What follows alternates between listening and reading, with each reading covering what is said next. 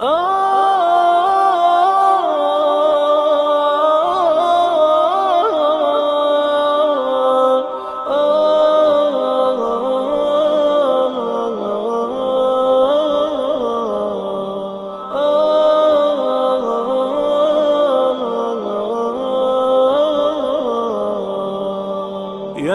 حامل القرآن قد خصك الرحمن بالفضل والتيجان والروح والريحان.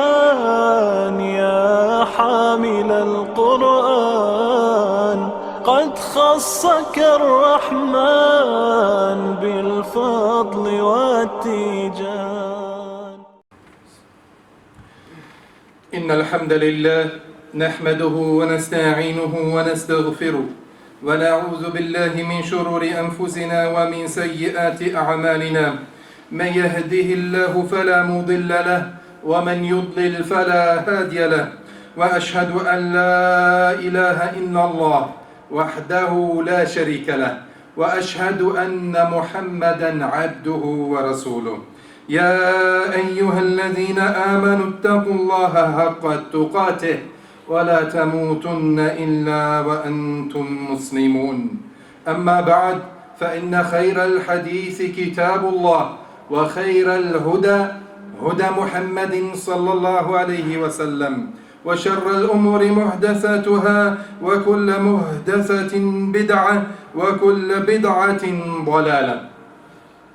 My dear respected brothers and sisters, Allah subhanahu wa ta'ala said in Surah Al-A'raf, خُذِ الْعَفْوَ وَأْمُرْ بِالْعُرْفِ وَأَعْرِضْ عَنِ الْجَاهِلِينَ.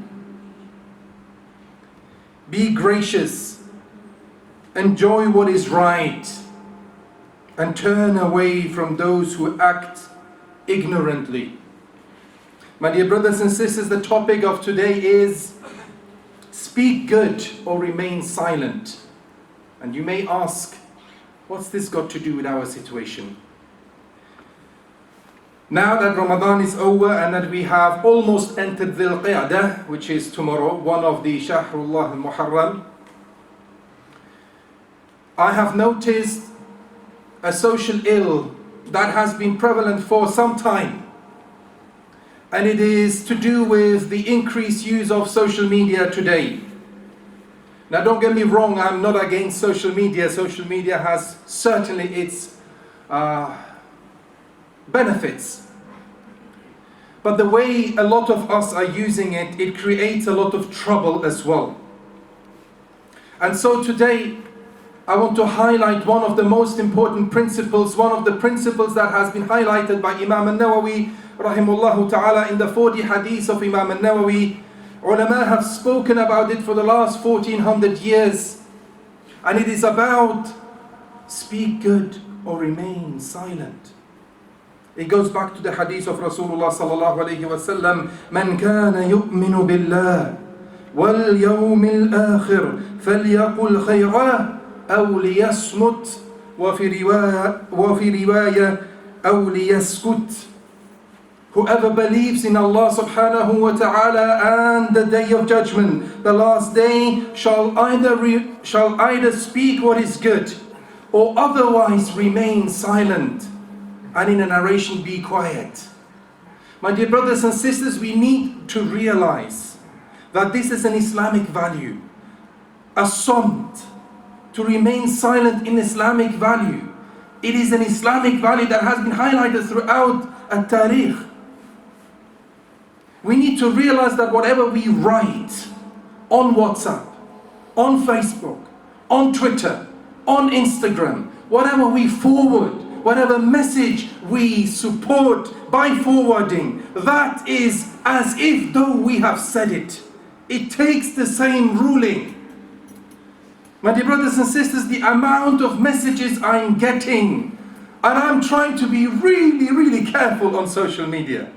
The number of messages I'm getting on a daily basis, if I was to divide the hundreds of messages I'm getting every day into beneficial and non-beneficial I would have to give it approximately an 80-20, if not a 90-10 kind of ratio. 90 non-beneficial, 10 maybe beneficial for a later time, and only 2 or 3 messages absolutely necessary.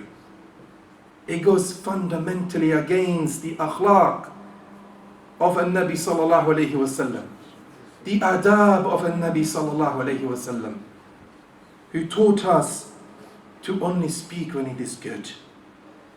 The ulama have extracted from this hadith that whenever you want to say something, and by extension whenever you want to write something, whenever you receive a message you want to forward that message, when you want to show support in that sense, right? You got to do one thing, and it is to think before you do say something, before you do forward something, before you do give your support for something, etc., etc. And you literally have 3 options based on the hadith I just quoted. Option number 1, you conclude that it is beneficial and good, then do say it, do forward it. We're not a nation who has to, sukut, that's it, just be quiet all the time. That's not what I'm saying. I'm saying what the Prophet ﷺ said. Think, and if it is good, then do say it. Option 2, it isn't good, it isn't beneficial, it isn't verified, it may be fake news, I haven't checked and verified it. Don't say it, don't do it, don't write it, don't forward it, don't be part of this silsila, of fake news that is sent out, millions of millions. We have a deep-rooted problem today, creating fitna, and fitna. Option 3, you don't know. You don't know. Beneficial, non-beneficial, I don't know. What is you do? What is the practical application there? Don't do it. Still don't do it. Because the hadith clearly mentions only speak if it is good. So if you don't know, don't do it. Simple. These are your 3 options. Think before you say something. Think before you forward something. Check it, verify it, make sure it is beneficial, and then go forward and do it, say it, write it. Otherwise, remain silent. Wallah, if we just apply this one rule, which is a rule of the Nabi sallallahu alayhi wa sallam, it's one rule, we would save ourselves a lot of trouble, a lot of fitn would be added. May Allah protect and save us. Jabir ibn Abdullah radiallahu anhu was reported to have said, "Ta'allamu as-samt." Learn how to remain silent. Learn it. And Abu Darda radiallahu anhu used to go even a step further. He used to say, and he was reported that he has said, "Ta'allamu as-samt kama tata'allamun al-kalam." Learn how to remain silent in the same fashion and in the same way how you learn to speak. And I know as an educationalist, we do teach our children how to talk. This is a science, especially in this country famous for debating. How do you make your case? How do you talk? How do you phrase? How do you form a sentence? What do you say? In the same way we learn to talk, we also need to learn how to be quiet and remain silent, because this is a virtue. It's a virtue that is being forgotten. And the ulama, they say that as-samt is more than just sukut. Sukut is be quiet. You don't say anything. As-samt goes a step further. It is the ability to speak. You got to share something, but you are disciplined enough not to say it. Because you don't know whether it's beneficial. You keep yourself to yourself. It's a virtue that the Prophet ﷺ taught us. Iyaz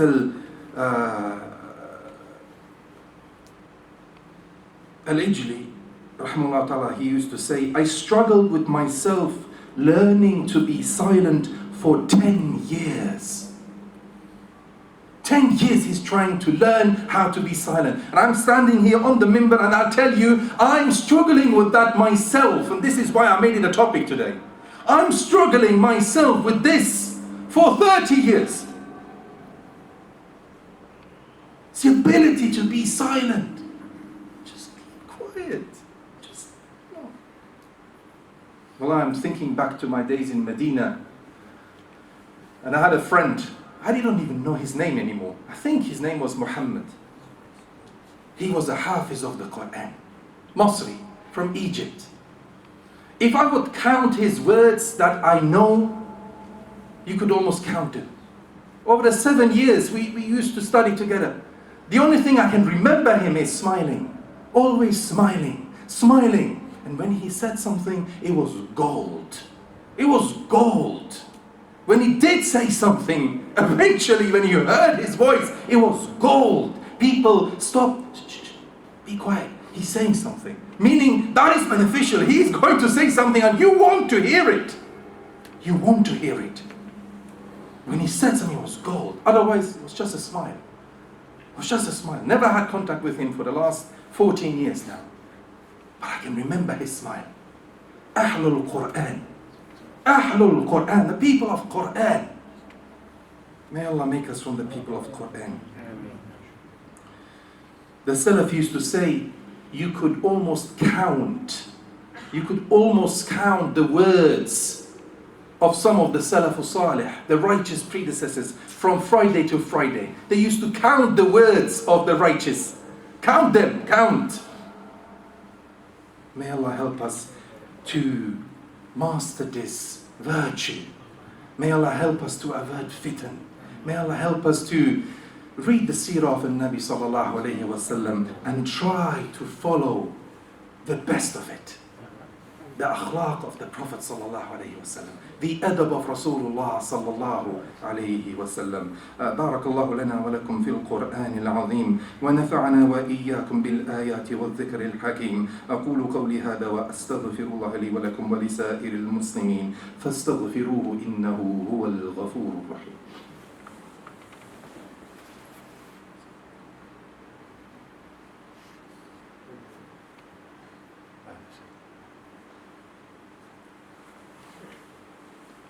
الحمد لله رب العالمين والعاقبة للمتقين وصل اللهم وسلم وزد وبارك على نبينا محمد وعلى آله وأصحابه أجمعين وبعد. My dear brothers and sisters, it was narrated by or from Ibn Mas'ud radiyallahu anhu that he said to his students, the tabi'in, you are in a time in which the scholars are many but whose speakers are but few. Imagine, try to put yourself in the halqa, in the circle of Ibn Mas'ud, the great Sahabi radiyallahu anhu. And he's telling the students over 1400 years ago, you live in a time where there's many scholars around, but only a few speakers, only few of them would actually speak about Islam, about halal, haram, about political issues, about. Ulama, plenty of people would have something to say, but only few are speaking. And then he goes on and he says, after you will come a time in which the scholars are few, but the speakers are many. Don't we live in such a time? Don't we live in such a time? Everyone has an opinion on halal, haram. Everyone seems to have a solution for Palestine. Everyone that knows, is a political analyzer. All of a sudden, everyone has something to say. And no one has a solution. May Allah subhanahu wa ta'ala help us all. My dear brothers and sisters, it is an Islamic principle, again, extracted by the ulama. They say that if a person is able to restrain his tongue, then this will impact his heart. His heart will become strong. And whosever heart is strong, his mind is strong. Hence the ulama and the Salafus Salih used to say, the person who is quiet, this is a sign for the intellect of a person, the cleverness of a person, the smartness of a person. The smart, the intellect, the wise man and woman, they are those who are silent more than they speak. More silent than they speak. They know that Allah gave them 2 ears and only 1 mouth, so that you listen more than you talk. May Allah subhanahu wa ta'ala help us all. And my dear brothers and sisters, whilst I'm highlighting the virtue of silence and remaining silent and samt, I need to highlight, just to make the balance right, the virtue of also speaking up when it is needed. I'm not saying that you have to remain silent all the time. There are times when a Muslim needs to stand tall and speak firm, with adab, concise but precise, maintain a position, defend the honor of the brothers and sisters in Palestine, for example, or what has happened last weekend in Canada, to speak up professionally about or against Islamophobia. Speak up when you are needed to speak up. When you speak up, do this with honor and izzah and adab, precise, with adab. May Allah subhanahu wa ta'ala help us all. May Allah save our brothers and sisters around the world. The qadiyah of Palestine is not over yet. It's not over yet. We have gone quiet and it's not over yet. So what I've said in the last khutbah when I was here, I'm still holding on to it. Do not forget about your brothers and sisters in Palestine. Do not forget about your brothers and sisters in China, in Kashmir, in Burma. Do not forget about them in Syria and in Yemen and in many other places. Many other places. And also about our brothers and sisters locally. We need everyone to be alert, awake, active, proactive, not reactive. May Allah subhanahu wa ta'ala help us all. May Allah subhanahu wa ta'ala strengthen our iman and help us with the tarbiyah of our souls, ourselves and our children, our families. وَأَكْثِرُ مِنَ الصَّلَاةِ وَالسَّلَامِ عَلَى مُحَمَّدٍ صلى الله عليه وسلم فإن من صلى على نبيه مرة واحدة صلى الله عليه بها عشرا.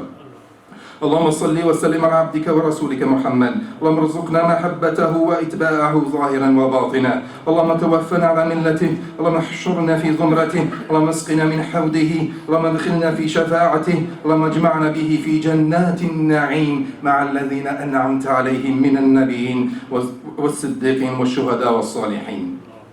اللهم ارض عن خلفائه الراشدين أبي بكر وعمر وعثمان وعلي أفضل أتباع المرسلين. اللهم ارض عن الصحابة أجمعين وعن التابعين لهم بإحسان إلى يوم الدين. اللهم ارض عنا معهم بمنك وكرمك يا رب العالمين. اللهم اصلح ولاة أمور المسلمين. اللهم ول علينا خيارنا. اللهم ول علينا خيارنا. اللهم ول علينا خيارنا ولا تول علينا شرارنا.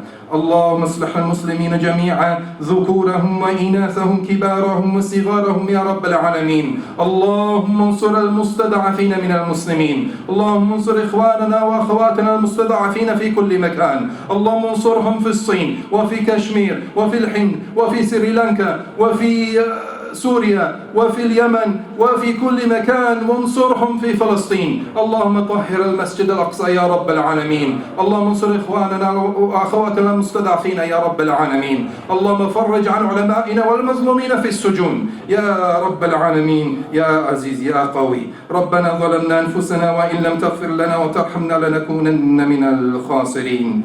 عباد الله، إن الله يأمر بالعدل والإحسان وإيتاء ذي القربى وينهى عن الفحشاء والمنكر والبغي يعظكم لعلكم تذكرون. فاذكروا الله العظيم الجليل يذكركم واشكروه على نعمه يزدكم ولذكر الله أكبر والله يعلم ما تصنعون وأقيموا الصلاة.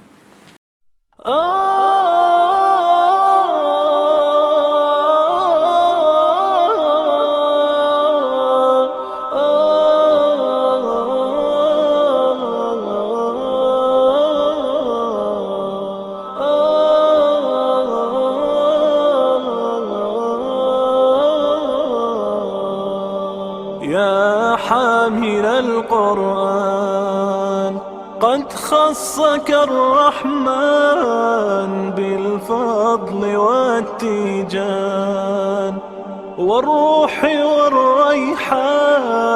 يا حامل القرآن قد خصك الرحمن بالفضل والتيجان.